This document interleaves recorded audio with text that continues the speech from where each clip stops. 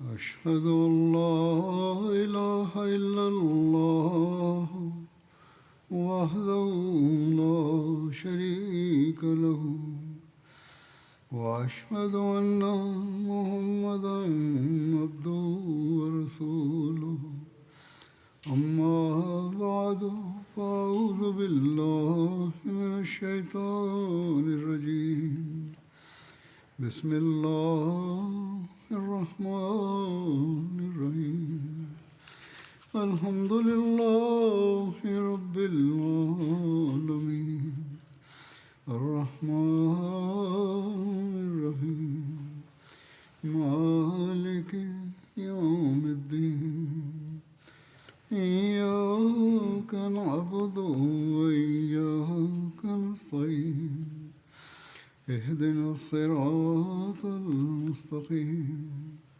صراط الذين أنعمت عليهم غير المغضوب عليهم ولا الضالين.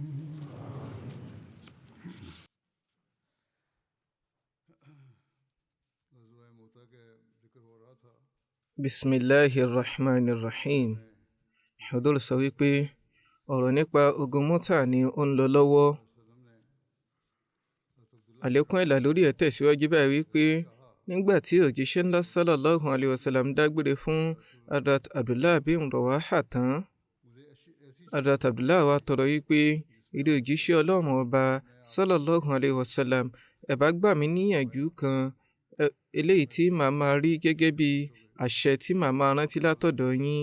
Òjíṣẹ́ ńlá sallallahu alayhi wa sallam dáhùn wípé bó bá di ọ̀la ẹ ó dé ìlú kan níbi tó ṣe wípé àwọn èèyàn fi bẹ́ẹ̀ forí balẹ̀, ẹ forí balẹ̀ púpọ̀ bí ẹ bá dé bẹ́ẹ̀. Nàsíhà ńlá ni eléyìí jẹ́. Sàmánì tí a wà yìí, àwa tí à ń gbé ní àwọn orílẹ̀-èdè báyìí ní nǹkan ṣe rí tó jẹ́ pé àwọn ènìyàn ti gbàgbé Ọlọ́run ọba Allah ní irú ipò báyìí. Ní sàmánì yìí, ó ṣe kókó fún àwọn Ahmadi láti bójútó ìjọsìn wọn. Lẹ́yìn náà wọ́n tún wá tọrọ wípé èrè òjíṣẹ́ Ọlọ́run ọba, ẹ tó fún mi ní ìtọ́sọ́nà mìíràn. Òjíṣẹ́ ńlá sallallahu alayhi wa sallam dáhùn wípé rántí Ọlọ́run ọba lọ́pọ̀lọpọ̀. Eléyìí ni yóò máa ṣe àtìlẹ́yìn fún ọ, àránṣe fún ọ nínú gbogbo àlámọ̀rí tí o bá nílò. Ìrántí Ọlọ́run ọba jẹ́ nǹkan tí ó ṣe kókó lọ́pọ̀lọpọ̀. Nígbà tí Hazrat Abdullah tún wá ń lọ, wọ́n tún darí, wọ́n sọ wípé èrè òjíṣẹ́ Ọlọ́run ọba ò ṣeé pín, ó sì nífẹ̀ẹ́ nǹkan tí ò ṣeé pín. Torí náà wọ́n dáhùn wípé ìrẹ Ibn Rawaha, ṣé wàá tẹ̀síwájú láti máa béèrè báyìí ni? Ò bá dáa lé. Bí ohun gbogbo bá rújú fún ọ débi pé o ti hùwà ìbàjẹ́ sí ènìyàn 10, má ṣe kùnà láti ṣe rere sí ènìyàn kan. Èyí ni wípé tó ń ti gbogbo ìwà ìbàjẹ́, bí ènìyàn bá ṣe iṣẹ́ rere nítorí ìpáyọ̀ Ọlọ́run ọba á tún ṣe àforíjì fún ni. Nítorí náà Ọlọ́run ọba Allah máa ṣe àforíjì fún àwọn tí wọ́n bá ṣe iṣẹ́ rere, àánú rẹ̀ sì gbòòrò lọ́pọ̀lọpọ̀. Ẹ ní láti máa ṣe gbogbo ìgbìyànjú ní gbogbo ọ̀nà láti rí i pé iṣẹ́ rere ni ẹ̀ ń ṣe, ẹ sì ń yàgò fún ohun gbogbo tí ó bá ti jẹ́ ìwà ìbàjẹ́. Kò gbọdọ̀ wá jẹ́ pé gbogbo ìgbà ẹ ọ̀kọ́ hùwà ìbàjẹ́ 10 kẹ́ tó ṣe iṣẹ́ rere kan. Kò rí bẹ́ẹ̀. Ẹni tí ó bá ní ìtúbá lótìítọ́ àti lódodo á bẹ̀rẹ̀ sí ní yẹra fún àwọn ìbàjẹ́, á máa gbìyànjú lórí èyí, á sì máa ṣa gbogbo apọn rẹ̀ láti jèrè ìyọ́nú àti ojúrere Ọlọ́run ọba Allah. Ní ṣókí, ìgbà tí òjíṣẹ́ ńlá sallallahu alayhi wa sallam gbà wọ́n níyànjú wípé má ṣe kùnà láti ṣe iṣẹ́ rere kan, Hazrat Abdullah wípé èrè òjíṣẹ́ Ọlọ́run ọba sallallahu alayhi wa sallam, mi ò tún ní bí ní ìbéèrè mìíràn lẹ́yìn eléyìí mọ́. Àwọn ènìyàn dágbére fún àwọn adarí tí òjíṣẹ́ ńlá sallallahu alayhi wa sallam yàn. Nígbà tí wọ́n dágbére fún Hazrat Abdullah bin Rawaha, wọ́n bú sẹ́kún. Àwọn sàbí wá béèrè yìí pé èmi ni ó ń pa yín lẹ́kún. Wọ́n wí pé mo fi Ọlọ́run ọba Allah búra, mi ò nífẹ̀ẹ́ ayé, bẹ́ẹ̀ sì ni kì í ṣe ìfẹ́ yín ni ó gbogbo lórí ẹ̀mí mi. Ṣùgbọ́n mo rántí ìgbà tí òjíṣẹ́ ńlá sallallahu alayhi wa sallam tí wọ́n ń ka ẹsẹ̀ yìí tí mo sì ń gbọ́ eléyìí tí ọ̀rọ̀ nípa iná wà wípé wa in minkum illa wariduha kana ala rabbika hatman maqdiya. Èyí ni wípé kò sí ẹni náà nínú yín tí ò ní dojúkọ. Eléyìí jẹ́ ìpinnu tí olúwa rẹ̀ ti fi lọ́lẹ̀. Wọ́n wí pé mi ò mọ̀ bóyá bí ipò mi yóò ṣe rí lẹ́yìn ìgbà tí mo bá dojú kọ iná yìí. Ìyẹn ni pé àsìkò tí wọ́n lọ kojú lásìkò ọ̀hún, àwọn mùsùlùmí wá wí pé kí olúwa ọlọ́run ọba Allah máa wà pẹ̀lú yín, kó sì mú ohun ibi ọ̀hún kó mú kúrò, kó lè jìnnà sí yín, ìyẹn àwọn ibi ọ̀hún, kó sì jẹ́ kí ẹ̀yin ènìyàn yìí lè darí padà sí ọ̀dọ̀ wa ní ipò tí ó dára jù. Èyí ni àdúrà tí oníkálukú àwọn tí wọ́n ń dágbére fún wọn ṣe fún wọn lọ́jọ́ náà. Eléyìí ni ìpáyà ọlọ́run ọba tó ń bẹ lórí ẹ̀mí wọn. Àfẹ̀jẹ́ bẹ́ẹ̀ ṣe bí ọlọ́run ọba Allah ti sọ wípé mùmínì ò ní wọ Jahannama. Nǹkan tí iná túmọ̀ sí láàyè yìí, òun náà ni wípé ìpín Jahannama, ìpín iná mùmínì, ilé ayé ni yóò ti kó látàrí ìnira tí àwọn kèfèrí yóò máa fi kó, tí wọn yóò máa fi kàn án. Lẹ́yìn ìgbà tí wọ́n bá papòdà, Jahannama wà jìnnà sí wọn réré. Àwọn sàábé gbọ́ àgbọ́yé eléyìí ni wọ́n ṣe pé gbólóhùn wípé àwọn ìṣòro, àwọn ìnira ilé ayé yìí náà kí olúwa ọlọ́run bá mú kúrò fún yín, kí ẹ sì lè darí sí ọ̀dọ̀ wa padà ní ipò ẹni rere, kí ìbùkún ọlọ́run ọba kí ó máa jẹ́ ti yín.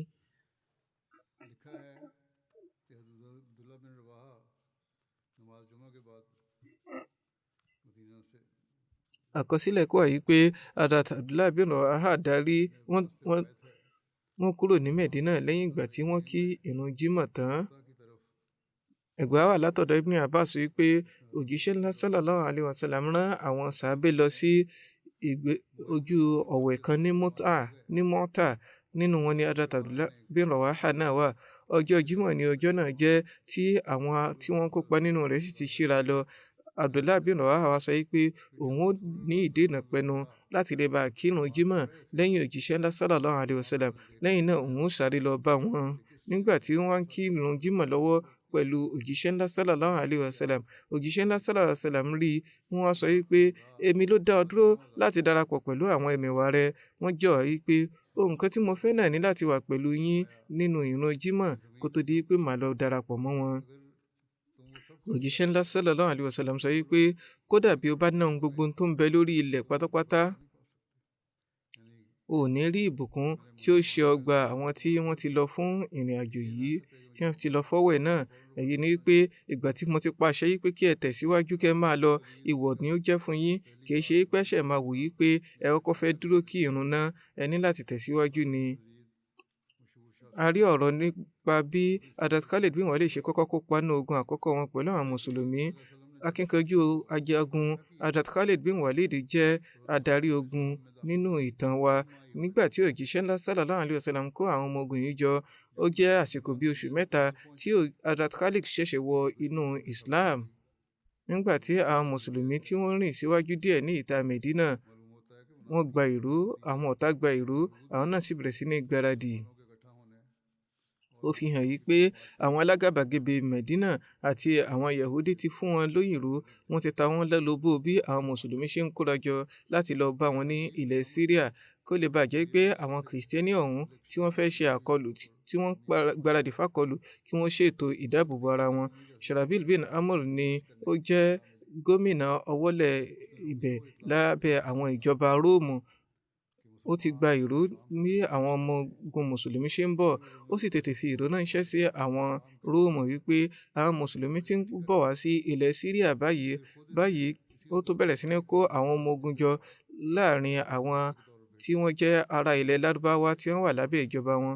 Bákan náà ni ó tó fi ọbàkan rẹ̀ ránṣẹ́ pẹ̀lú àwọn ikọ̀ àwọn ọmọ ogun kan kí wọ́n lọ fi mú fínlẹ̀ láàrin àwọn mùsùlùmí. Àkọsílẹ̀ ló wà wípé ní agbọ̀n kejì, Sharabil bin Amr ti kó àwọn ọmọ ogun tí wọ́n ju 5,000 jọ. Nígbà tí àwọn mùsùlùmí fi dé Wadi al-Qura, Sharabil ti fi ọbàkan rẹ̀ Sadus ránṣẹ́ pẹ̀lú àwọn 50 bọ̀rìṣà, àwọn 50 kèfèrí. Wọ́n bá àwọn mùsùlùmí jagun. Àwọn ọmọ ogun Sadus sì fìdí rẹmi, wọ́n ṣe ikú pa wọn fúnra rẹ̀. Báyìí àwọn mùsùlùmí tún tẹ̀síwájú tí wọ́n ṣe dé ọwọ́lẹ̀ Ma'an ní orílẹ̀ Syria. Ààyè yìí wà ní ààyè ní ibi tí a gbà ká tó dé Mọ́tà. Ibẹ̀ ni wọ́n ti gba ìró nípa bí àwọn ọmọ ogun ńlá ṣe kóra jọ lọ́dọ̀ àwọn ọ̀tá.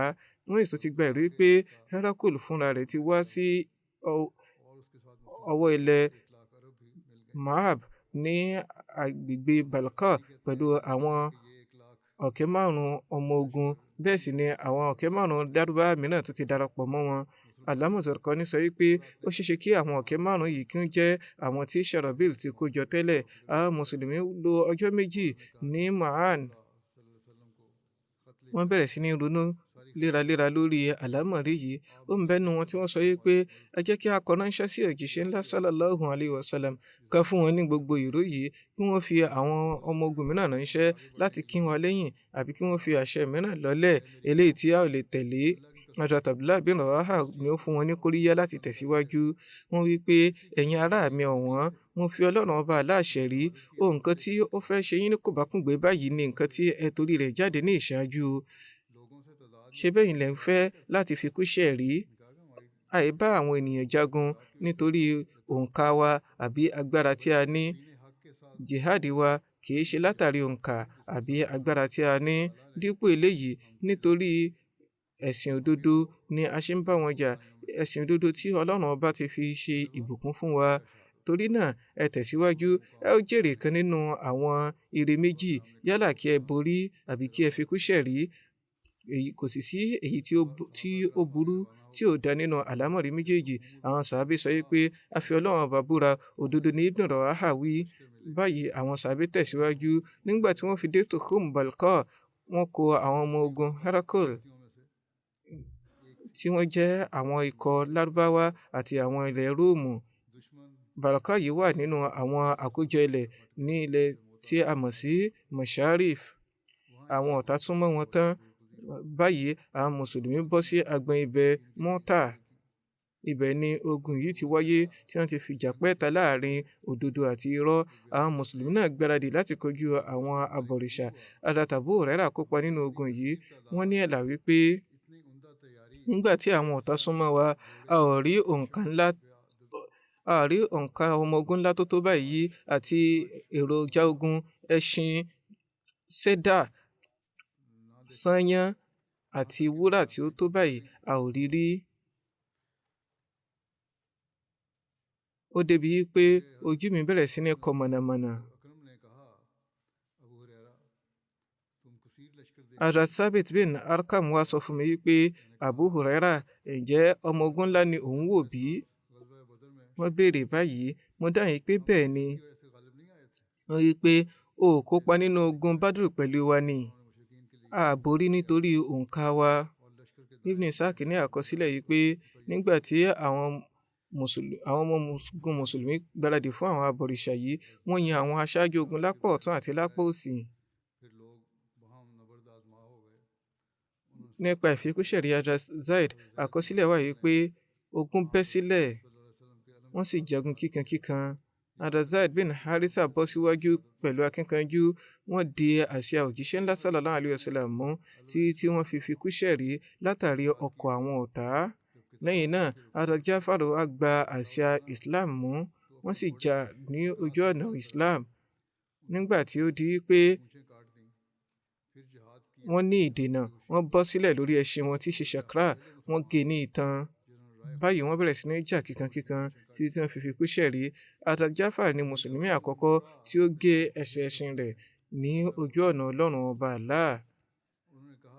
Àwọn ìran Banu Murra bin Auf náà kópa nínú ogun Mọ́tà yìí. Ó sọ wípé níṣe ló dàbí ìgbà tí mò ń rí bí Jafar ṣe ń bọ́ sílẹ̀ lórí ẹṣin rẹ̀ Shukra lé ọjọ́ yìí tí ó sì ń gé lẹ́sẹ̀. Lẹ́yìn náà wọ́n wá jà kíkankíkan títí tí wọ́n fi fikú ṣẹ̀rí. Ní àsìkò ọ̀hún wọ́n ń kéwì wípé ya habadhal jannatu waqtirabuha tayyibatun wa baridatan sharabuha wa rumun qad nala adhabuha kafiratun ba'idatun ansabuha alayya idh laqaituha dhira'uha. Kí ni mo fẹ́ sọ nípa ayọ̀ àti ìpàdé àlùjànnà? Omi lọ́lọ́, omi dúdùn, omi tútù rẹ̀. Àwọn ìran Róòmù, ìjìyà wọn ti tó báyìí. Àwọn kèfèrí onírankíran, ìwọ̀ ni ó jẹ́ fún mi ìgbà tí n bá ti kojú wọn kí n ṣe àkọlù fún wọn. Nínú ẹgbàá kan, wọ́n wí pé Hazrat Abu Amir ní ìgbà wípé Hazrat Jafar gbéra wọn sọ pẹ̀lú àwọn ìjà wọ́n sì kọlu àwọn ọ̀tá àwọn abọ̀rìṣà yìí nígbà tó wá wòye pé àwọn ìjà wọn lè bọ́ sọ́wọ́ àwọn ọ̀tá wọ́n jù wọ́n nù wọ́n sì ṣe àkọlù fún àwọn ọ̀tá yìí wọ́n pẹ̀lú ọkọ̀ títí tí wọ́n fi ikú ṣẹ̀rí. Ibn Hisham ní ẹgbà wípé Hazrat Jafar bin Abu Talib gbá àsíá mú ní ọwọ́ ọ̀tún wọn wọ́n gé ọwọ́ ọ̀tún yìí lẹ́yìn náà wọ́n tún gbá mú ní ọwọ́ òsì wọ́n tó gé lẹ́yìn èyí wọ́n wá mú àwọn ìgúnpá wọn méjèèjì wọ́n fi dì í mú títí tí wọ́n fi ikú ṣẹ̀rí. Ọmọ ọdún 23 ni wọ́n jẹ́ ní àsìkò ọ̀hún. Ní ẹ̀san àwọn ọwọ́ méjèèjì yìí Olúwa fún wọn ní ìyẹ́ méjì eléyìí tí wọ́n fi fò wọ àlùjánnà lọ́nà tí ó bá wù wọ́n. Nínú ẹgbàá kan wọ́n sọ wípé ìkan nínú àwọn akọgun Róòmù là wọ́n sí méjì. Imam Bukhari àti Imam Baihaqi ní ẹgbàá wípé Hazrat Abdullah bin Umar ní ẹgbàá báyìí ní àrọ́bá báyìí pé àwọn náà kópa nínú ogun yìí àwọn wá Hazrat Jafar káàkiri àwọn wá bá wọn láàrin àwọn tí wọ́n ti fikú ṣẹ̀rí àwọn rí i pé àwọn ọgbẹ́ tó ń bẹ lára wọn látàrí ọkọ̀ àti ọfà lé ní 60. Nínú ẹgbàá mìíràn wọ́n sọ wípé mo ka àwọn ọgbẹ́ tí ó ń bẹ lára wọn látàrí idà àti ọkọ̀ mo rí tí wọ́n ju 50 lọ ṣùgbọ́n kò séyìí tó wọ̀ wọ́n lẹ́yìn iwájú ni wọ́n fi gba gbogbo rẹ̀. Nígbà tí Hazrat Jafar fikú ṣẹ̀rí tán àsíá Islam bọ́ sí ọwọ́ Hazrat Abdullah bin Rawaha wọ́n wà lórí ẹṣin wọn àkọsílẹ̀ wà yìí pé wọ́n tẹ̀síwájú pẹ̀lú ẹṣin wọn ní àkọ́kọ́. A ti sọ rí nípa Hazrat Jafar báyìí ó di pé wọ́n bẹ̀rẹ̀ sí ní ìfàsẹ́yìn. Hazrat Abdullah bin Rawaha ni wọ́n di adarí ogun lẹ́yìn Hazrat Jafar wọ́n kọ́ ní ìfàsẹ́yìn látàrí ẹ̀mí wọn wọ́n á kéwì kan tí ìtumọ̀ rẹ̀ lọ báyìí wípé ìrẹ́ ẹ̀mí mi o mo mà ti búra wípé màá bọ́ sí wípé láì ní tàbí ṣùgbọ́n wàá bọ́ sí ojú ogun ni wàá ti ré lulẹ̀ yálà o fẹ́ àbí màá ṣe ní kànpá fún ọ. Bí àwọn ènìyàn bá kóra jọ tí wọ́n fa ọ̀sán wọn kí wàá ní mo rí tí ò ń ṣe yìí ó jọ pé o ò fẹ́ nífẹ̀ẹ́ àlùjánnà bí ló ṣe fẹ́ máa níròyìnròyìn yìí. Wọ́n pe gbólóhùn lọ́nà ewì wípé ó ti pẹ́ tí ìwọ fúnra rẹ ti gbádùn ayé. Ní báyìí èèkàn kan láti inú àkèrèǹgbè aláwọ̀ ni ó jẹ́ wọ́n tẹ̀síwájú wọ́n bọ́ sílẹ̀ lórí ẹṣin wọn Hazrat Abdullah bin Umar mú ẹran kan wá tó ní eegun lára wọ́n sọ fún wọn wípé ò bá jẹ díẹ̀ níbẹ̀ eléyìí yóò fún ọ ní okun torí pé wọ́n ní láti kojú ọ̀pọ̀lọpọ̀ ìṣòro ní àwọn àsìkò yìí. Wọ́n mú eegun ẹlẹ́ran yìí wọ́n jẹ níbẹ̀ báyìí ni wọ́n gbọ́ tí ogun ti bẹ̀rẹ̀ tí idà ti ń pàdé idà. Wọ́n á sọ fúnra wọn wípé ǹjẹ́ ìwọ ṣì wà nílé ayé ń bí? Báyìí wọ́n ju eegun ẹlẹ́ran ọ̀hún nù wọ́n gbọ́ tí àwọn ènìyàn ti ń jà tí wọ́n ti fa idà yọ báyìí ni wọ́n ju eegun ẹlẹ́ran ọ̀hún nù ní kíákíá wọ́n fa idà wọn yọ wọ́n bọ́ síwájú wọ́n sì bẹ̀rẹ̀ sí ní jà títí tí wọ́n fi ikú ṣẹ̀rí. Nígbà náà ni àsíá bọ́ lọ́wọ́ wọn àwọn mùsùlùmí àtàwọn abọ̀rìṣà ti dàpọ̀ àwọn ènìyàn kan bẹ tí wọ́n ti ń tàdí mẹ́yìn. Nígbà náà Hazrat Utbah bin Amr bẹ̀rẹ̀ sí ní pe àwọn ènìyàn wípé ẹ̀yin ará dípò tí a ṣe dẹ̀yìn ó sùn wọ́n kẹ́ dojúkọ ogun.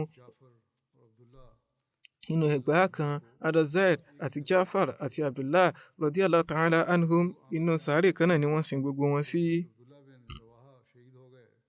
Hazrat Abu Amir ní ẹgbàá wípé nígbà tí Hazrat Abdullah bin Rawaha fi ikú ṣẹ̀rí àwọn mùsùlùmí ní láti kó ìjákulẹ̀ ńlá. Wọ́n yí pé kódà mi ò tiẹ̀ rí ènìyàn mùsùlùmí méjì tí wọ́n wà papọ̀ oníkálukú ti pín yẹlẹyẹlẹ. Báyìí ni ẹnìkan náà àwọn ànsárì gbé àsíá ó sáré wá ó bẹ̀rẹ̀ sí ní pe àwọn ènìyàn jọ ó ń sọ wípé ẹ̀yin ará ẹ máa bọ̀ lọ́dọ̀ mi. Àwọn ènìyàn kóra jọ sí ọ̀dọ̀ rẹ̀. Ìgbà tí wọ́n ti rí àsíá àwọn mùsùlùmí tó bẹ̀rẹ̀ sí ní kóra jọ nígbà tí òǹkà wọn pọ̀ tó ó lọ sí ọ̀dọ̀ Hazrat Khalid bin Walid. Hazrat Khalid kọ́kọ́ kọ̀ ní ìṣáájú láti gba àsíá ọ̀hún wípé mi ò lè gba eléyìí lọ́wọ́ rẹ torí wípé o ní ẹ̀tọ́ sí jù mí lọ. Ansari wá wípé mo fi Ọlọ́run bá ṣẹ̀rí nítorí tiẹ̀ ni mo ṣe mú ìwọ ni mo mú wá fún. Ní ṣókí lábẹ́ ìdarí Hazrat Khalid ni àwọn abọ̀rìṣà ti kó ìjákulẹ̀ tí ìborí sì wá látòjú rere ọlọ́run ọba. Ẹ̀là rẹ̀ tẹ̀síwájú báyìí pé Hadrat Abu Yusr Ansari ní àlàyé pé lẹ́yìn ìgbà tí Hadrat Abdullah bin Rawaha fi ikú ṣẹ̀rí tán, mo rí àsíá Islam lọ́wọ́ Hadrat Sabit bin Akram. Hadrat Sabit sọ fún Hadrat Khalid wípé ó jù mí lọ nínú ìrírí ogun, ó mọ ogun jù mí lọ, torí náà wọ́n fún Hadrat Khalid bin Walid ní àsíá yìí. Ibn Ishaq sọ wípé nígbà tí Hadrat Khalid gba ipò akọni tán, wọ́n bẹ̀rẹ̀ sí ní dáàbò bo àwọn ènìyàn. Wọ́n sọ fún wọn kí wọ́n tó kóra jọ. Bẹ́ẹ̀ ni wọ́n mú wọn bọ́ sí ààyè ibì kan. Àwọn ọ̀tá náà tàdí mẹ́yìn, wọ́n sì ríbi darí wọn sí ilé pẹ̀lú ààbò.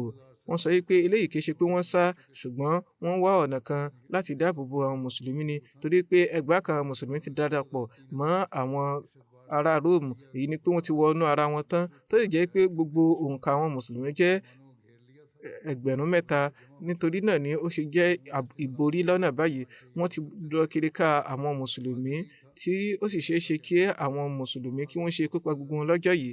Eléyìí ṣeé ṣe nínú ìwòye wọn, ṣùgbọ́n gbólóhùn yìí tako ọ̀rọ̀ òjíṣẹ́ ńlá sallallahu alaihi wasallam tí wọ́n sọ wípé títí tí Olúwa yóò ṣe fún yín ní ìborí.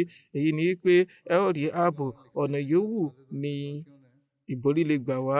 Ọ̀pọ̀lọpọ̀ àwọn onítàn kọ wípé Hadrat Khalid àti àwọn ẹmẹ̀wà wọn bá àwọn ọ̀tá jà títí tó fi di wípé wọ́n borí. Hadrat Abu Amr wípé nígbà tí Hadrat Khalid gba àsíá, wọ́n ṣe àkọlù fún àwọn ọ̀tá. Olúwa sì kó ẹ̀tẹ́ fún àwọn ọ̀tá débi tí a rí irú ẹ̀ rí, tó fi di wípé àwọn mùsùlùmí ṣe ikú pa òdiwọ̀n tí wọ́n fẹ́ nù wọn láti ṣe ikú pa. Eléyìí ni ẹgbàá mìíràn. Nínú ẹgbàá mìíràn ó tún lọ báyìí. Eléyìí tó ní tọ́ka sí ọ̀nà òye Hadrat Khalid lójú ogun. Wọ́n wípé Hadrat Khalid tún àwọn ọmọ ogun tò. Wọ́n kó àwọn ọmọ ogun orí ẹṣin sí àyè kan. Wọ́n sọ wípé kí wọ́n lọ sí ọwọ́lẹ̀ erékùṣù Lárúbáwá ní ààyè ibì kan, kí wọ́n pàgọ́ síbẹ̀ níbi tí àwọn ará Róòmù ti ní lè rí wọn. Hadrat Khalid wá fún wọn ní àṣẹ wípé kí wọ́n pín sí ikọ̀ ọ̀tọ̀ọ̀tọ̀, kí wọ́n sì bẹ̀rẹ̀ sí ní wá sí Mọ́tà láti ẹ̀yìn, kí wọ́n wá bẹ̀rẹ̀ sí ní ṣe takbir lóhùn rárá. Lẹ́yìn náà kí wọ́n tún jẹ́ kí àwọn ẹṣin wọn sáré ní ibi tí eruku bá pọ̀, kí eruku lè rú sókè dáradára. Nǹkan tí Khalid fẹ́ láti ṣe látàrí èrí ni pé kí àwọn ọ̀tá lè bẹ̀rẹ̀ sí ní ròyìn pé bóyá àwọn alátìlẹyìn tuntun ni wọ́n dé fún àwọn mùsùlùmí. Hadrat Ibn Umar ní àlàyé pé Hadrat Khalid tún àwọn ọmọ ogun tò. Wọ́n ní káwọn wájú bọ́ sẹ́yìn, káwọn tẹ̀yìn bọ́ síwájú, kí àwọn tapá ọ̀tún bọ́ sápò òsì, kí àwọn tapá òsì náà sì bọ́ sí apá ọ̀tún. Ìgbà tí àwọn ọ̀tá rí àwọn eléyìí, ó ṣe wọ́n ní kàyéfì. Wọ́n rò pé bóyá àwọn ẹni tuntun tó ti dé fún àwọn mùsùlùmí ni, tí àwọn ẹni tuntun ti yọjú. Eléyìí dẹ́rù bà wọ́n, wọ́n sì kó ìjákulẹ̀. Hadrat Anas ní àlàyé pé òjíṣẹ́ ńlá sallallahu alaihi wasallam ti fún àwọn ènìyàn ní ìró ìfikúṣẹ̀rí. Hadrat Zaid, Hadrat Jafar àti Hadrat Ibn Rawaha kó tiẹ̀ tó di pé ìró kankan dé látọ̀dọ̀ àwọn ènìyàn. Wọ́n wí pé Zaid gba àsíá, ó fi ikú ṣẹ̀rí. Lẹ́yìn náà Jafar gbà mú, òun náà fi ikú ṣẹ̀rí. Lẹ́yìn náà Ibn Rawaha náà gba àsíá, òun náà fi ikú ṣẹ̀rí. Omijé sì bẹ̀rẹ̀ sí í dà lójú wọn lọ́jọ́ náà. Wọ́n á wí pé títí tó fi di pé àsíá bọ́ sọ́wọ́ ìkan nínú idà Ọlọ́run ọba, tí Olúwa sì fún wọn ní ìborí. Eléyìí ni ẹgbàá tó wà nínú Bukhari. Hadrat Abu Qatada wí pé lẹ́yìn náà òjíṣẹ́ ńlá sallallahu alaihi wasallam na ìka àwọn ìbùkún sókè. Wọ́n wí pé ìrẹ́ Ọlọ́run ọba Allah, ìkan nínú àwọn idà rẹ ni eléyìí jẹ́, torí náà bá a ṣe àtìlẹ́yìn fún un. Ní àti ọjọ́ náà lọ ni a ti ń pe Hadrat Khalid ní Saifullah, ìyẹn idà Ọlọ́run ọba Allah. Nínú ẹgbàá kan wọ́n sọ wípé wọ́n tẹ̀síwájú lójú ogun yìí fún ọjọ́ 7. Hadrat Muslim Maud radiyallahu ta'ala anhu náà sọ̀rọ̀ nípa ìṣẹ̀lẹ̀ yìí. Wọ́n wí pé eléyìí ni ìgbà àkọ́kọ́ tí àwọn ọmọ ogun mùsùlùmí jáde láti lọ kojú àwọn kìrìsìtẹ́nì. Nígbà tí àwọn ikọ̀ yìí tí wọ́n dé bodè Syria, ìgbà náà ni wọ́n mọ̀ pé Caesar náà wá fúnra rẹ̀ pẹ̀lú àwọn ọmọ ogun tí wọ́n lọ ní ọ̀kẹ́ márùn-ún. Bákan náà àwọn ọ̀kẹ́ márùn-ún ọmọ ogun ilẹ̀ Lárúbáwá náà tún ti darapọ̀ mọ́ wọn. Àwọn táwọn náà jẹ́ Kìrìsìtẹ́nì àwọn Mùsùlùmí fẹ́ láti pàgọ́ sí ojú ọ̀nà kí wọ́n sì fi ìró ránṣẹ́ sí òjíṣẹ́ ńlá sallallahu alaihi wasallam. Tó bá jẹ́ pé wọ́n lè fi àwọn ẹni tuntun ránṣẹ́ kí wọ́n fi ikọ̀ kún wọn. Bó bá sì jẹ́ pé ìtọ́sọ́nà míì bẹ kí wọ́n fi fún wọn. Ibi tí wọ́n ti ń jíròrò lọ́wọ́ ni Hazrat Abdullah bin Rawaha dìde pẹ̀lú ìtara. Wọ́n wí pé ẹ̀yin ará, kí ẹ lè fi kú ṣẹ̀rí ni ẹ ṣe kúrò ní inú ilé yín wá sí ojú ọ̀nà Ọlọ́run ọba. Nǹkan tí a torí rẹ̀ jáde ló wá ń dẹ́rù bà yín báyìí. A kì í bá àwọn ènìyàn jà nítorí òǹkà wa àbí nítorí agbára wa àbí nítorí nǹkan tí a ní lọ́wọ́ tí ó pọ̀. Nítorí àtìlẹ́yìn ẹ̀sìn tí Olúwa Ọlọ́run bá fi ṣe iyì àti ìbùkún fún wa ni a ṣe ń jà. Bí àwọn ọ̀tá bá tiẹ̀ wá pọ̀, ẹ jẹ́ kí wọ́n pọ̀ lẹ́yìn ọ̀rẹyìn. Ìkan nínú bó ti wù ú rí, ìkan nínú ère méjì ni a ó jẹ. Yálà kí a borí àbí kí a fi kú ṣẹ̀rí lójú ọ̀nà Ọlọ́run ọba. Àwọn ènìyàn tẹ́tí gbọ́ ọ̀rọ̀ wọ̀nyí. Wọ́n wí pé òdodo ni Ibn Rawaha sọ. Báyìí wọ́n pàṣẹ yí pé ọ̀yá ẹja gbéra sọ kí a tẹ̀síwájú. Nígbà tí wọ́n tẹ̀síwájú, wọ́n rí tí àwọn ọmọ ogun Róòmù náà ń dàbọ̀. Báyìí àwọn ọmọ ogun Mùsùlùmí wọ́n lọ toporo wọn sí ilẹ̀ Mọ́tà. Ogun sì pẹ́ ta. Láàrin àsìkò díẹ̀, Zaid bin Harisa tí í ṣe adarí àwọn ọmọ ogun Mùsùlùmí fi kú ṣẹ̀rí. Nígbà náà òun ni ó di pé àsíá àwọn ọmọ ogun Mùsùlùmí bọ́ sí ọwọ́ Jafar bin Abi Talib tí í ṣe ìbátan òjíṣẹ́ ńlá sallallahu alaihi wasallam. Wọ́n gba àsíá yìí, wọ́n sì ń darí ogun. Nígbà tí wọ́n rí i pé àwọn ọmọ ogun ọ̀tá wọ́n bẹ̀rẹ̀ sí ní gbáwájú, tí ó sì jẹ́ pé àwọn Mùsùlùmí ò rí bí dojúkọ wọn nítorí bí wọ́n ti pọ̀ tó. Báyìí wọ́n bẹ́ sílẹ̀ lórí ẹṣin wọn, wọ́n sì gé ẹsẹ̀ rẹ̀. Eléyìí tó túmọ̀ sí pé bó tilẹ̀ wó rí, èmi ò ṣetán àti sá lójú ogun yìí. Ó tẹ́ mi lọ́rùn láti kú sí ibi báyìí, ṣùgbọ́n mi ò ní fẹ́ láti sá. Eléyìí ni àṣà àwọn Lárúbáwá. Nǹkan tí wọ́n fi máa gé ẹsẹ̀ ẹṣin náà ni kí wọ́n má bàa ní àǹfààní àti sá lórí ẹṣin nínú rògbòdìyàn, kí wọ́n sì má bàa kó ìparun. Eléyìí ni ó fà á tí wọ́n ṣe máa ń gé ẹṣin ní ẹsẹ̀. Báyìí ní àsìkò ọ̀hún, láàrin ìgbà díẹ̀, wọ́n gé wọn ní apá ọ̀tún, wọ́n fi apá òsì gbé àsíá, wọ́n tún gé wọn ní apá òsì náà. Wọ́n á mú ìgúnpá wọn méjèèjì, wọ́n fi di àsíá yìí mọ́ ibi àyà wọn. Wọ́n sì dúró ní ipò akíkanjú lójú ogun títí wọ́n fi ikú ṣẹ̀rí. Nígbà náà ni Abdullah bin Rawaha tẹ̀lé àṣẹ òjíṣẹ́ ńlá sallallahu alaihi wasallam. Wọ́n gbá àsíá mú. Àwọn náà bá àwọn ọ̀tá jà kíkankíkan tí wọ́n fi ikú ṣẹ̀rí. Ní àsìkò ọ̀hún, àwọn Mùsùlùmí ò ní àǹfààní láti jíròrò láàrin ara wọn kí wọ́n lè yan ẹni tí yóò jẹ́ adarí. Ó sì kù díẹ̀ kó jẹ́ pé nítorí òǹkà ńlá àwọn ọ̀tá, ó fẹ́ kù díẹ̀ kí àwọn Mùsùlùmí kúrò ní ojú pápá ogun. Báyìí ni Khalid bin Walid gba àsíá látàrí ìwúrí látọ̀dọ̀ ìkan nínú àwọn ọ̀rẹ́ rẹ̀. Báyìí wọ́n tẹ̀síwájú. Ní ọjọ́ kejì, Khalid bin Walid kó àwọn ọmọ ogun ní ipò tí ó ti rẹ̀ wọ́n. Wọ́n tún lọ kojú àwọn ọ̀tá. Ó wá lo ọ̀nà òye báyìí pé káwọn tó wà níwájú ogun kan bọ́ sẹ́yìn, káwọn tó wà lẹ́yìn kan bọ́ síwájú, àwọn apá ọ̀tún kan bọ́ sápá òsì, àwọn apá òsì kan bọ́ sápá ọ̀tún, kí wọ́n bẹ̀rẹ̀ sí ní ṣe takbir ní ohùn rárá. Lélẹ́yìí tí àwọn ọ̀tá òṣèrò yìí pé àwọn ọmọ ogun tó ti dé ni. Eléyìí ló fà kí tí wọ́n ń gan tàdí mẹ́yìn tí Khalid sì mọ́ àwọn Mùsùlùmí darí pẹ̀lú ààbò. Kì í ṣe pé wọ́n dúnkokò mìíràn mọ́ wọn. Ẹ̀rù ni ó ba àwọn ọ̀tá fúnra wọn. Ní ọjọ́ náà, Olúwa ti fún òjíṣẹ́ ńlá sallallahu alaihi wasallam ní ìró pẹ̀lú ìṣípayá. Wọ́n kéde, wọ́n kó àwọn Mùsùlùmí jọ. Nígbà tí wọ́n bọ́ sí ojú múmbàrí, omijé ń dà lójú wọn. Wọ́n sọ pé ẹ̀yin ará, ẹ jẹ́ kí n fún yín ní ìró nípa ogun tí ó ń lọ lọ́wọ́ àti àwọn ọmọ ogun ọ̀hún. Àwọn ọmọ ogun yìí lọ láti bí báyìí, wọ́n dojúkọ àwọn ọ̀tá. Bí ogun ti bẹ́ sílẹ̀, Zaid ló kọ́kọ́ fi ikú ṣẹ̀rí. Nítorí náà ẹ ṣe àdúrà fún Zaid. Lẹ́yìn náà, Jafar náà gba àsíá. Àwọn ọ̀tá ṣe àkọlù kíkankíkan títí tó fi ikú ṣẹ̀rí. Lẹ́yìn èyí, Hazrat Abdullah bin Rawaha gba àsíá. Wọ́n jà kíkankíkan títí àwọn náà fi ikú ṣẹ̀rí. Torí náà ẹ ṣe àdúrà fún àwọn náà. Báyìí Khalid bin Walid wá gba àsíá. Mi ò yàn láti jẹ́ adarí ogun, ṣùgbọ́n òun ni ó yan ara rẹ̀ ní adarí ogun lásìkò náà. Ṣùgbọ́n ìkan nínú ìdá Ọlọ́run ọba ni ó jẹ́. Wọ́n yànnàná bí ó ṣe wáyé látàrí ìwúrí ọ̀rẹ́ kan ni ó ṣe wáyé pẹ̀lú ojúrere Ọlọ́run ọba. Ó ti ń kó àwọn ọmọ ogun mùsùlùmí bọ̀ pẹ̀lú ààbò.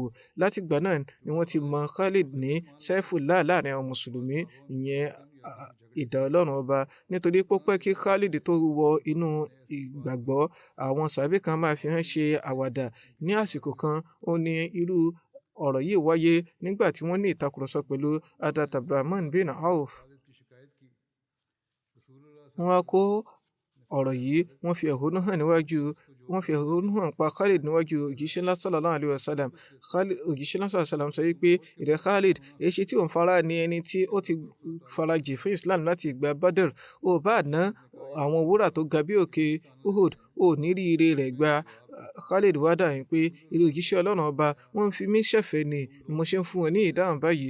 Òjíṣẹ́ ńlá sallallahu alaihi wasallam sọ wípé, ẹ̀yin ènìyàn yìí, ẹ má ṣe ní Khalid lára. Wọ́n rẹ Khalid náà báyìí. Wọ́n sọ wípé ìkan nínú àwọn idà Ọlọ́run ọba ni ó jẹ́ èyí tí Olúwa Ọlọ́run bá fàyọ láti kó ìparun bá àwọn kèfèrí. Àsọtẹ́lẹ̀ yìí padà rí àmúṣẹ lẹ́kùnrẹ́rẹ́ nígbà tí Khalid kó àwọn ọmọ ogun rẹ̀ dé. Àwọn sàábé tí ń bẹ ní Mẹ̀dínà tí wọn ò lọ sójú ogun yìí, wọ́n bẹ̀rẹ̀ sí ní pè wọ́n ní aṣáfógun. Nǹkan tí wọ́n gbà lérò ni pé ó yẹ kí wọ́n kú síbẹ̀ ni, wọn ò ní láti wulẹ̀ darí. Ṣùgbọ́n òjíṣẹ́ ńlá sallallahu alaihi wasallam sọ wípé àwọn yìí wọ̀nyí ṣe àwọn tí wọ́n ṣáfógun, wọ́n jẹ́ àwọn akọni tí wọ́n máa darí sí inú ogun nígbà gbogbo láti borí ọ̀tá ni. Eléyìí àsọtẹ́lẹ̀ náà tó rí àmúṣẹ nínú àwọn nǹkan tí ó ṣẹlẹ̀ ní bí àwọn mùsùlùmí ṣe lọ sí ilẹ̀ Syria léraléra, tí Khalid náà sì fi ìṣakíkanjú rẹ̀ hàn. Nípa ìṣe àpọ́nlé àsíá, Hazrat Muslim Maud sọ ní àyè kan wípé àsíá jẹ́ nǹkan tí àwọn ìran a máa pọ́nlé lọ́pọ̀lọpọ̀. Ìgbà mìíràn wọ́n á ṣe àwọn ìjùsílẹ̀ ńláńlá láti rí i pé àwọn já àsíá àwọn ọ̀tá gbà. Ìgbà mìíràn wọ́n á ṣe ọ̀pọ̀lọpọ̀ ìjùsílẹ̀ ńláńlá láti dáàbò bo àsíá tiwọn. Èyí kì í ṣe ìbọ́lọ́run orogún, ṣùgbọ́n dàbí ìgbà tó ṣe jẹ́ wípé gbogbo ènìyàn ti rí gẹ́gẹ́ bí tí ò tọ́ fún ọmọ láti jókòó lórí bàbá rẹ̀. Bẹ́ẹ̀ náà ni irú ilé ìṣe àmì àpọ́nlé, nítorí pé àmì àpọ́nlé ni eléyìí. Torí bí wọ́n bá já àsíá ìran gbà, ohun tó túmọ̀ sí ni wípé ìran ọ̀hún ti kó ẹ̀tẹ́. Torí náà àwọn ìran ṣetán láti fi ẹ̀mí wọn lélẹ̀, ṣùgbọ́n wọn ò lè gbà kí àsíá wọn bọ́ sí ọwọ́ ọ̀tá. Lára báyìí náà ló fi jẹ́ wípé Liwal Ahmadiyya a máa ṣe ètò nínú àwọn Khuddam Ahmadiyya láti yan àwọn Khuddam tí wọn yóò dúró fún ìṣọ́de Liwal Ahmadiyya. Wọ́n rí pé nígbà tí wọ́n bá ti fi àsíá lọ́lẹ̀, nǹkan tó túmọ̀ sí ni wípé kódà bó bá pèpè láti fi ẹ̀mí ara ẹni lélẹ̀ láti dáàbò bo àsíá yìí, èèyàn fi ẹ̀mí ara ẹni lélẹ̀. Torí pé ọ̀rọ̀ yìí kì í ṣe ọ̀rọ̀ igi lásán àbí aṣọ lásán. Ọ̀rọ̀ iyì ìran ni eléyìí tí ó fojú hàn ní ọ̀nà òwe níwájú àsíá eléyìí tó ń bẹ lọ́dọ̀ wọn. Wọ́n sọ wípé ọ̀pọ̀lọpọ̀ ìgbà ni mo ti yànnàná báyìí pé àwa fúnra wa náà rí irú àwọn àpẹẹrẹ báyìí láàrin àwọn sàábé ní ojú ogun. A rí nínú ìkan àwọn akọni mùsùlùmí ní ojú ogun. Wọn sábà lo àwọn àsíá tó jọjú nígbà náà. Á jẹ́ igi lásán àti aṣọ lásán. Igi yòówù tí ò bá jẹ́, aṣọ yòówù tí ò bá jẹ́, ó kàn jẹ́ aṣọ lásán àbí igi lásán. Ibi tí àlámọ̀rí dìrọ̀ mọ́ lásìkò ọ̀hún ni iyì ìran. Kì í ṣe pé bí igi ọ̀hún àti bí àsíá ọ̀hún ṣe tẹ̀wọ̀n tó nínú nǹkan tí ń fi pèlò rẹ̀, ṣùgbọ́n nǹkan tó wà níbẹ̀ ni wípé inú iyì ìran ló wà láti dáàbò bo àsíá yìí. Ní ṣókí, àwọn Kìrìsìtẹ́nì tí wọ́n bá jà lójú ogun yìí, wọ́n ṣe àkọlù kíkankíkan síbi tí àsíá àwọn mùsùlùmí wà. Hazrat Jafar ni wọ́n ní àsíá yìí lọ́dọ̀. Eléyìí sì jẹ́ ogun Mọ́tà. Nígbà tí wọ́n ṣe àkọlù, wọ́n gé ọwọ́ Hazrat Jafar kan, wọ́n mú ọwọ́ kejì, wọ́n fi gbá àsíá yìí mú. Àwọn ọ̀tá tó rí i pé àsíá sì tún dúró, wọ́n tún ṣe àkọlù fún wọn. Lẹ́yìn ọ̀rẹyìn, wọ́n tún gé wọn ní ọwọ́ kejì. Eléyìí tí wọ́n fi mú àsíá náà. Báyìí wọ́n á mú àwọn orúnkún wọn méjèèjì di àsíá ọ̀hún mú. Nítorí pé orúnkún ò lè di àsíá mú fúngbà pípẹ́ bíi ọwọ́. Báyìí wọ́n bẹ̀rẹ̀ sí ní kí lóhùn rárá wípé kí mùsùlùmí kan sáré wá kó wá gba àsíá yìí. Wọ́n bẹ̀rẹ̀ sí ní sọ wípé ẹ̀yin mùsùlùmí ò, ẹ gbọ́dọ̀ jẹ́ kí àsíá Islam jábọ́. Bó ti wù kó jẹ́ pé aṣọ lásán àbí igi lásán ni wọ́n fi ṣe àsíá ọ̀hún, ṣùgbọ́n pípè tí wọ́n pè àsíá Islam ni. Èyí ni pé bó tilẹ̀ jẹ́ pé aṣọ lásán ni, igi lásán ni, ṣùgbọ́n tó ń ti bẹ́ẹ̀ àsíá Islam ní í ṣe. Ó wá ṣe kókó láti rí i pé wọ́n dáàbò bò ó. Báyìí ni ìkànnù àwọn akọni náà tó bọ́ síwájú, ó gbá àsíá ọ̀hún mú. Mo rò yí pé wọ́n fi ìwòye wọn hàn yí pé àwọn rò yí pé Khalid bin Walid ni, ṣùgbọ́n Khalid bin Walid kọ́, sàábé mìíràn ni ó bọ́ síbẹ̀ tí ó gbá a mú. Òun ni ó wá padà fi fún Khalid bin Walid. Khalid bin Walid báyìí ni àsíá ṣe dọ́wọ́ tiẹ̀. Ẹ̀yin náà wò ó, aṣọ lásán ni, igi lásán ni, tó sì jẹ́ pé aṣọ àti igi ọ̀hún ò jámọ́ kankan nínú Islam, ṣùgbọ́n níbi tí ọ̀rọ̀ ti di ọ̀rọ̀ iyì ìran, Islam ò kọ̀ fún ni. Wọ́n sọ wípé iyì Islam ní eléyìí ẹ ò gbọdọ̀ jẹ́ kó bọ́. Òjíṣẹ́ ńlá sallallahu alaihi wasallam náà sì dá wọn lẹ́kun lórí eléyìí. Níṣe ni ó jẹ́ pé kódà nígbà mìíràn òjíṣẹ́ ńlá sallallahu alaihi wasallam fúnra wọn a máa fi ìtọ́sọ́nà lọ́lẹ̀, wọ́n á máa fi ìtọ́sọ́nà lọ́lẹ̀ láti fi àlámọ̀rí ìtẹ̀wọ̀n lọ́kàn àwọn ènìyàn, bíi kí wọ́n máa wí pé ta ni yóò gba àsíá. Nígbà mìíràn wọ́n á sọ wípé ẹni máa fi àsíá yìí fún yóò jẹni tí yóò ṣe àpọ́nlé rẹ̀ délẹ̀, tí àwọn sàhábà sì máa ṣe gbogbo ìgbìyànjú wípé àwọn ní káwọn gba iyì ògo yìí. Àlámọ̀rí yìí á sì tó tẹ̀síwájú ní ọjọ́ iwájú. Ẹ tẹ̀síwájú láti máa ṣe àdúrà fún ipò ayé lápapọ̀, pàápàá jùlọ nǹkan tí ó ń lọ láàrin Pakistan àti India ní àsìkò yìí. Ẹ ṣe àdúrà lé lórí kí Olúwa bá fi òpin sí ìwà ìbàjẹ́, kó bá dáàbò bo àwọn tí wọ́n ń fi ara ní, kó sì fún àwọn ìjọba ní làákàyè dípò kí wọ́n máa bọ́ sí ojú ogun, kí wọ́n lè yanjú àlámọ̀rí wọn pẹ̀lú ìpẹ̀tùsí àti àlàáfíà, kí wọ́n lè tẹ̀lé àwọn òfin orílẹ̀ mórílẹ̀, kó sì fún àwọn àjọ orílẹ̀ ayé náà ní òye láti ṣe nǹkan tí ó tọ́. Bó ti jẹ́ pé ó ṣòro fúnni láti retí déédéé lọ́dọ̀ wọn lásìkò yìí, ṣùgbọ́n kí Olúwa fún wọn ní àǹfààní láti ṣe déédéé, kí ó sì fún wọn ní àǹfààní láti ní ìrẹ́pọ̀ tí ó dára, kí wọ́n lè yanjú gbogbo àlámọ̀rí tó bá ń bẹ láàrin ìran méjì lọ́nà tí ó tọ́.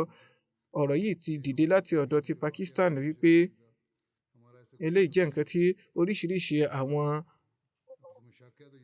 olóòtú ìjọba wọn ti mẹ́nubà yìí pé ohun gbogbo tí ó ṣẹlẹ̀ ní Kashmir látàrí àkọlù àwọn alákatakítí yìí, àwọn òyìn kankan ṣe pẹ̀lú rẹ̀, kí wọ́n sì ṣe ìwádìí lé lórí bó bá pèpè fún ìwádìí lábẹ́ ètò ìjọba àgbáyé.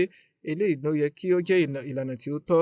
Ó sì yẹ kí àwọn ìran India náà, àwọn orílẹ̀ India náà kí wọ́n gbé ìgbésẹ̀ tí ó dára ní ojú ọ̀nà eléyìí. Bí ogun bá bẹ́ sílẹ̀, àwọn ikọ̀ méjèèjì ni wọn yóò pàdánù.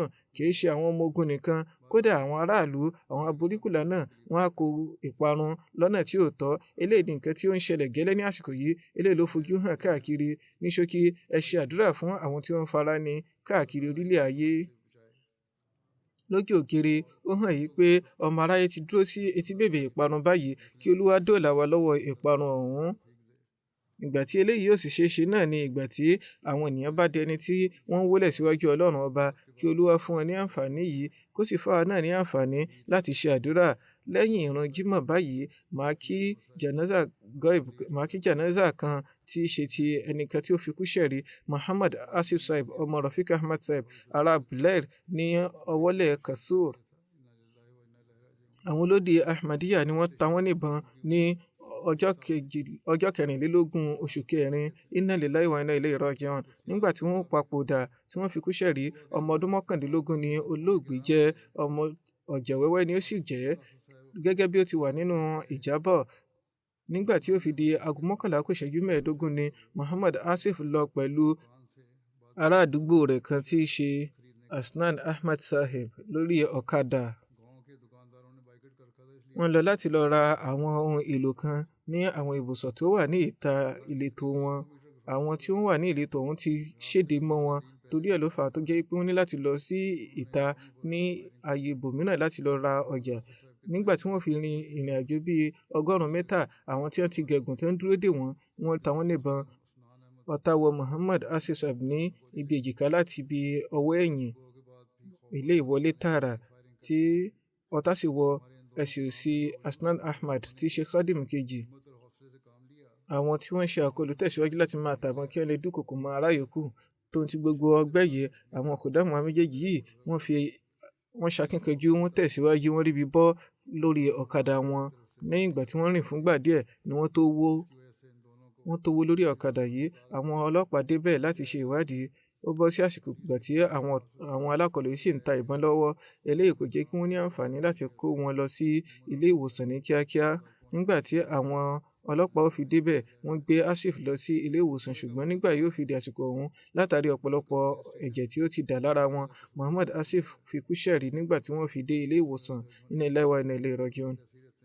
Wọ́n ti gbé ẹjọ́ sí ibi àgọ́ ọlọ́pàá tí ó wà ní Pulnagar ní ọwọ́lẹ̀ Kasur. Lẹ́yìn ìgbẹ́jọ́, eléyìí náà kàn rí bó ṣe wà ní wọn ò tí ì gbé ìgbésẹ̀ kankan. A kàn gbọ́ wípé wọ́n ti mú àwọn ènìyàn mẹ́ta. Hasnan Ahmad tí ọ̀tá wọ̀ ní ẹsẹ̀. Lẹ́yìn ìtọ́jú fúngbà díẹ̀ pẹ̀lú ojú Ọlọ́run ọba, ara tiẹ̀ ti dá. Láti bí ọdún mẹ́ta sẹ́yìn ni ìdòdì kíkẹ́kíkẹ́ ti wà ní Bolair. Wọ́n sì ti gbé oríṣiríṣi ìgbẹ́jọ́ tí ò lẹ́sẹ̀ ńlẹ̀ kankan tako àwọn ọmọ jàmá. Ọ̀pọ̀lọpọ̀ ìgbà ni wọ́n ti dọdẹ àwọn Ahmadi. Wọ́n sì ti yọ àwọn kálímà tọ́yíbà kúrò níbi àwọn sàárè àwọn Ahmadi. Wọ́n ti ṣe àwọn Ahmadi mọ́dé yàtọ̀ sí bí wọ́n ṣe kọ̀ fún wọn láti ta ọjà fún wọn. Kódà wọn ò jẹ́ kí wọ́n lè mú omi, wọn ò jẹ́ kí wọ́n lè pọn omi níbi ẹ̀rọ omi. Nígbà tí wọ́n bá ń lọ ilé ẹ̀kọ́ àbí tí wọ́n ń darí, wọ́n máa ní wọ́n lára. Eléyìí ni irú ipò tí ó wà níbẹ̀. Ahmadiyya wọ inú ẹbí olóògbé látàrí baba ńlá wọn, Mukarram Muhammadin Sahib, tí wọ́n ṣe báyà ní ọdún 1934 lọ́wọ́ àsìkò khilafa ẹlẹ́ẹ̀kejì. Wọ́n lọ sí Qadian ní àsìkò Jasa Salana ni wọ́n ṣe báyà yìí. Muhammad Yaqub Sahib ni bàbá olóògbé. Olóògbé ni ọmọkùnrin kan ṣoṣo tí àwọn òbí rẹ̀ ní. Ó sì jẹ́ ẹni jẹ́jẹ́ tí ó ní ọ̀yàyà, tí a máa bá àwọn ènìyàn dọ́rẹ̀ẹ́. A máa bójútó ìrun rẹ̀ ní pípé. Bẹ́ẹ̀ sì ni a máa kópa nínú àwọn ìdíje eré ìdárayá nínú jàmá. A sì tún máa gba ipò kíní nínú èyí tó bá wáyé ní ọwọ́lé ọ̀dọ̀ rẹ̀. Olóògbé jẹ́ ẹni tí ó ń tọ́jú ìyá rẹ̀ tí ó ní àrùn ọkàn ní àsìkò yìí. Ìyá rẹ̀ yìí sọ pé ọmọ tó ní tẹríba, tó ní ìgbọràn ni ọmọ yìí jẹ́, kì í fìgbà kankan ṣàìgbọràn. A sì tún máa ṣe ìtọ́jú àwọn ará yòókù pẹ̀lú. Ọbàkanbìnrin rẹ̀ Zaida Rafiq sọ pé ọbàkan yìí máa tọ́jú oníkálukú. Ó jẹ́ olólùfẹ́, ó sì fẹ́ láti fikú ṣẹ̀rí èyí tí Ọlọ́run bá ṣe àmúṣe rẹ̀. Ọjọ́ mẹ́ta kó tó di pé ó fikú ṣẹ̀rí ni mo ti rí ní ojú àlá pé ọ̀tá wọ ọbàkankùnrin mi yìí lára. Mo pè láti mọ̀ nípa àlàáfíà rẹ̀. Mo béèrè ní ọjọ́ tí ó fikú ṣẹ̀rí yìí náà. Mo tó pè, ṣùgbọ́n sọ pé òun ń ṣiṣẹ́ lọ́wọ́, òun nídìíwọ́. Torí ẹ̀ ọ̀rọ̀ ráńpẹ́ la kan sọ.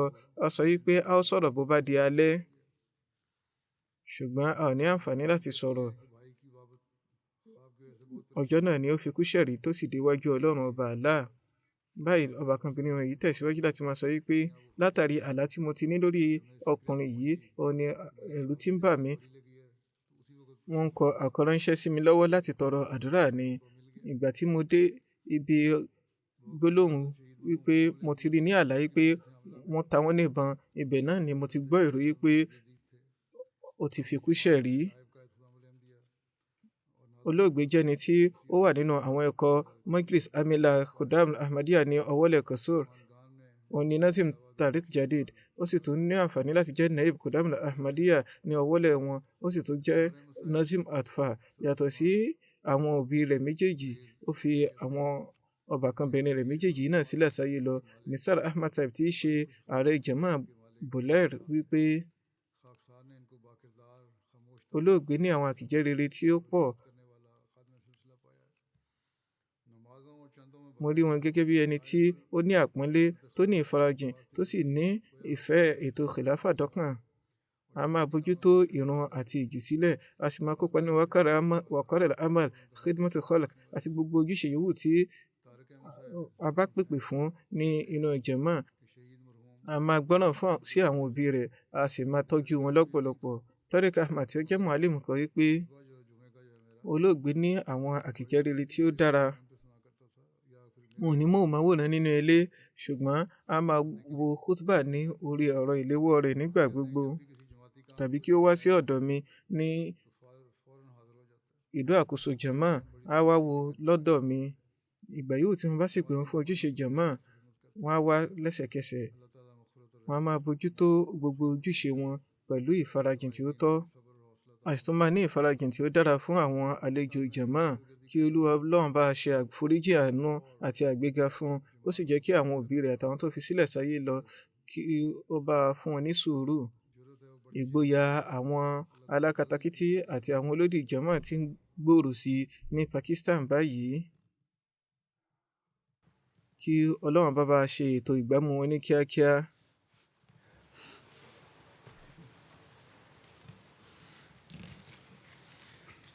Alhamdulillah, alhamdulillah, nahmaduhu wa nasta'inuhu wa nastaghfiruhu wa nu'minu bihi wa natawakkalu alayhi wa na'udhu billahi min shururi anfusina wa min sayyiati a'malina.